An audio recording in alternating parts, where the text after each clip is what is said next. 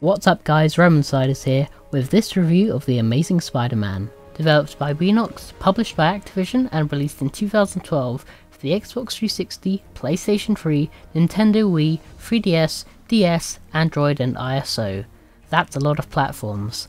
I'm a big Spider-Man fan, having bought cups, posters and DVDs, so it's safe to say that I like me some Spidey.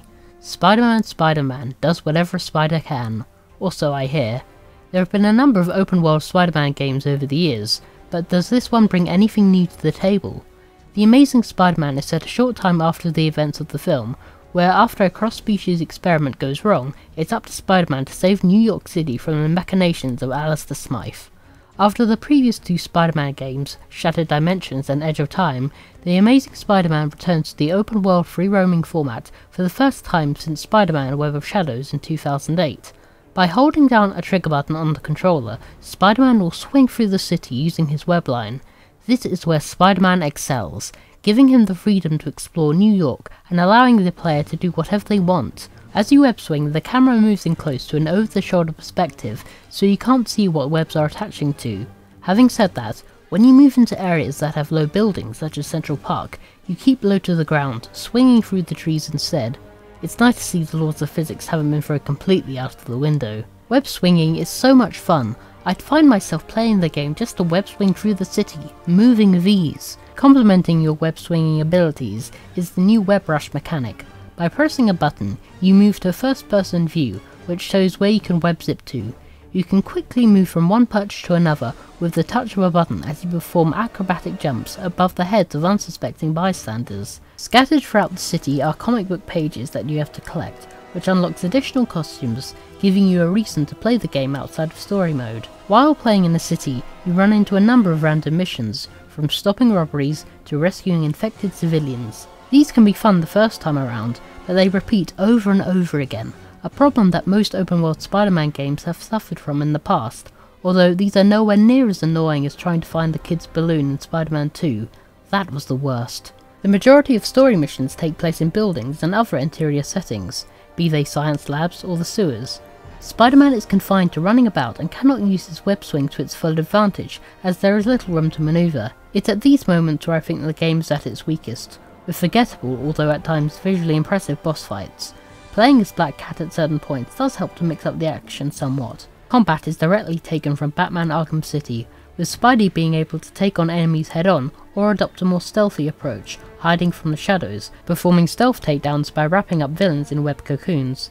Attacking enemies will raise the combo meter, and when the spider sense goes off, you just need to tap the reversal button to move out the way. Experience points can be earned by completing missions and defeating enemies, which can be used to purchase upgrades, but even from the start of the game, you're easily more than a match for your opponents, and even for bosses like Scorpion and Rhino. I did like the PDA you have in the bottom right hand corner, which displays a map as it gives you your bearings, as well as highlighting missions and other points of interest. The PS3 version is compatible with the PlayStation Move, where you can point the wand where you want to web zip to.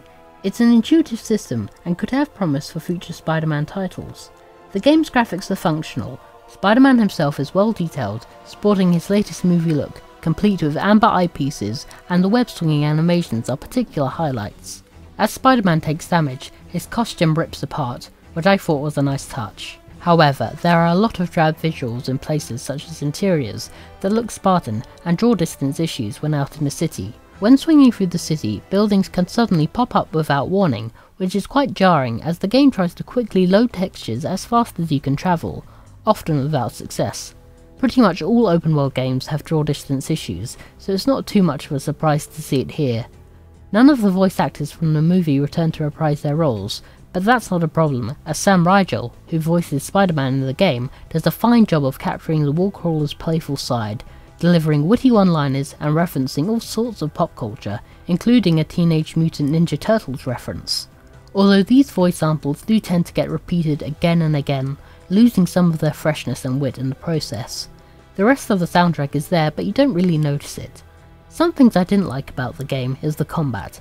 Even on the highest difficulty, The Amazing Spider-Man doesn't provide much of a challenge. Even with no upgrades, I could easily take out a group of thugs with no problem.